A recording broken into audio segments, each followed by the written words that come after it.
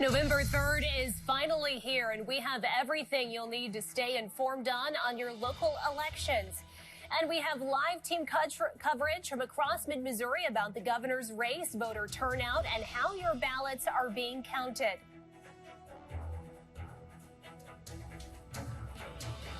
And I'm here in the studio to break down what each part of Amendment 3 means. And with information from 5 other local elections, we have you covered. This is KOMU8 News at 6. This is a KOMU8 News special report. Smart Decision election coverage. Well, the time is 6 o'clock on the dot, and voting for Election Day 2020 is wrapping up in 1 hour. November 3rd is finally here in a year with highly contested races both nationally and locally. Good evening, everyone. I'm Emily Spain. Thanks for joining us tonight. The final deadline to get in line, cast your vote, and your voice heard is 7 p.m. We have live team coverage tonight. KOMU8's Marissa Rios is live from the Boone County Clerk's office, and Jasmine Lotz is live to talk voter turnout. But first, let's go to Marissa Rios. Marissa, how are votes being counted differently this year? Emily, well, voting looks a lot different this year when you're comparing the number of absentee and mail-in ballots compared to 2016's election. In fact, teams actually had to start coming in at around 6:15 this morning. Typically, they've only had about one machine, but they added that additional to start counting all of those extra votes. Boone County Clerk Brianna Lennon said back in 2016, there was about a total of 6,000 absentee and mail-in ballots. We'll compare that to right now, well over 28,000 people voted through mail or in absentee. That's more than 4 times the amount 4 years ago. Overall, over 90,000 votes are expected from Boone County alone, and Lennon says that her office has already gotten ahead, starting to put together mail-in and absentee ballots by having bipartisan election judge teams starting the process last week. We are really fortunate that Missouri allows us to start preparing absentee and mail-in ballots on the Thursday before the election, so we've already started that process. So the counting process on Tuesday will be running the ballots through our high-speed tabulator. So we've been preparing for that as well. And once those polls close, all of the election judges from across the Boone County, 76 different polling locations, will be coming back here to the clerk's office to start compiling the total number of votes. Remember, on the clerk's website, they're going to start showing the unofficial number of ballots, but those numbers will not be finalized for about another week to a week and a half. Reporting live in Columbia, I'm Marissa Rios, KOMU8 News. Boone County residents have been making their way to polls all day to voice their choice. Some lines were shorter than expected. Others were longer. KOMU-based Jasmine Lotz is live outside the Daniel Boone Regional Library in Columbia. And Jasmine, what have you seen out there today? Emily, lines were longer this morning, but shortened throughout the afternoon. In fact, some people that were here earlier were turned away because they were at the wrong polling place. But for those who were at the right one, they said the voting process was easy. So easy, not a hassle at all. Voters today say that they're anxious to vote and hear the final results. I think our whole country is anxious. Yeah, I am very anxious to hear the results. Voters must come with an ID in order to vote. Some voters say that the in-person voting process was easier than expected. It took me about 10 minutes. It was only a second to hand in my ID, and then just like 5 minutes to place in my vote, and then it was a super quick machine that just turned in your ballot and scanned it, and I was all done. Some voters say that they think the process was quicker because people viewed sample ballots before voting. Just to know everything that's on the ballot, there's a couple of amendments, 1 and 3, that we definitely looked into. And I always suggest doing research. While lines weren't as long in Columbia, that wasn't the case for Centralia. Our voter turnout today is amazing. I've never had to stand in line, actually. I've always been able to just walk in, so we've got a lot of people here right now. When I came here, there's no line, so it's not like it's a ton of wait. I mean, it's only 10 minutes. And yeah, like I said earlier, it's just like people fought for our right to vote in this country, and especially for females too. So I just think it's important, especially for, people of our age that are shaping the future. If you still haven't voted yet, there's still some time. As long as you're in line by 7 p.m., you're still allowed to vote. In Columbia, Jasmine Lotz, KOMU8 News. Well, the race between Mike Parson and Nicole Galloway is coming to a close, and the winner could be decided tonight.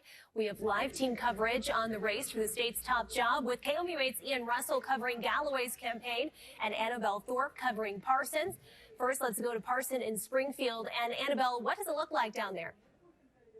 Emily, attendees are just now able to come in as doors opened at 6 o'clock. Around 250 people are expected to come tonight, and that is the maximum of people that can come. They'll be throughout this room you see behind me, as well as in the Grand Hall, and masks are required. Now, building momentum into this moment, Governor Parson went on a bus tour last week, making 33 different stops. At each stop, he made sure to focus on some specific points, one of those being his COVID-19 response and how locally focused it is. He also made sure to talk about lowering unemployment numbers, and in Jefferson City last week, he made sure to say that he supported law enforcement. It's about people defending that flag over there like I did in the United States Army, like I did when I was sheriff. And if there's ever a time to stand up for our men and women in law enforcement, it's today's time. We're not going to defund no police in the state of Missouri. His executive director told me that he contacted over 2 million voters this election cycle. That's more than 2 times the amount they contacted in the contentious U.S. Senate race in 2018. So we'll see tonight if that momentum translates into votes. Reporting in Springfield, Annabelle Thorpe, KOMU8 News. Back here in Columbia, Parsons challenger Nicole Galloway is holding her watch party.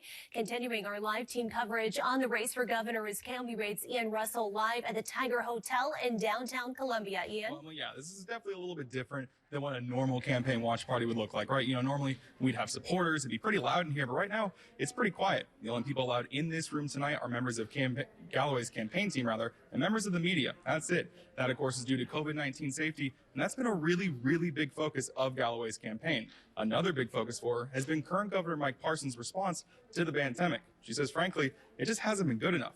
I had the chance to catch up with Auditor Galloway last week while she spoke with Boone County Democrats. Governor Parson's supporters have tried to attack Galloway as having a, quote, liberal agenda. The state auditor says she's just focusing on Missouri families. And so I do believe that my agenda is not one of, a Democratic agenda or a Republican agenda. It's one that puts government back on the side of Missouri families. Now, a senior advisor told me just a little bit ago that they're feeling confident and that they have the momentum as we get into this last hour before the polls close. Of course, Auditor Galloway's campaign event is supposed to start here at the Tiger Hotel in Columbia at 7 p.m. We'll have full coverage from that and results coming up tonight at 9 and 10. Reporting live in Columbia, I'm Ian Russell, KOMU8 News. Friday, and thank you very much. And it was a seasonal and actually well above average day for us today. We started off seasonal around 40 degrees this morning. And then for our election afternoon, we reached into the middle 70s. It was sunny and 75 almost today here across mid-Missouri. Certainly great weather for our election day. And as we look at 9 p.m. this evening, we're back down into the 50s. By sunrise tomorrow on our Wednesday, we'll be to around 50 degrees, a much warmer morning for you tomorrow. And then we'll warm back into the lower and middle 70s tomorrow on Wednesday. This warming trend will continue into the weekend, but there is going to be a change in that pattern as we head towards next week in the extended forecast that's coming up. Okay, thanks, Kenton. 1, 2, 3 parts to Amendment 3, and we have a reporter to break each down for you. Alyssa will tell you about that coming up next. Welcome back. Today, Missourians are also voting on Amendment 3. KOMU8's Alyssa Jackson is live in the studio to break down the amendment and what both sides are saying. Alyssa.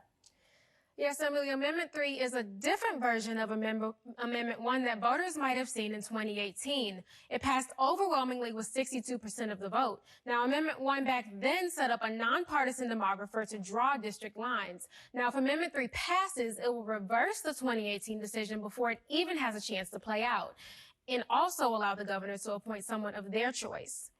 Redistricting happens every 10 years with the census, so this vote is especially timely. Amendment 3 would also leave out a significant number of Missourians until the next census in 2030.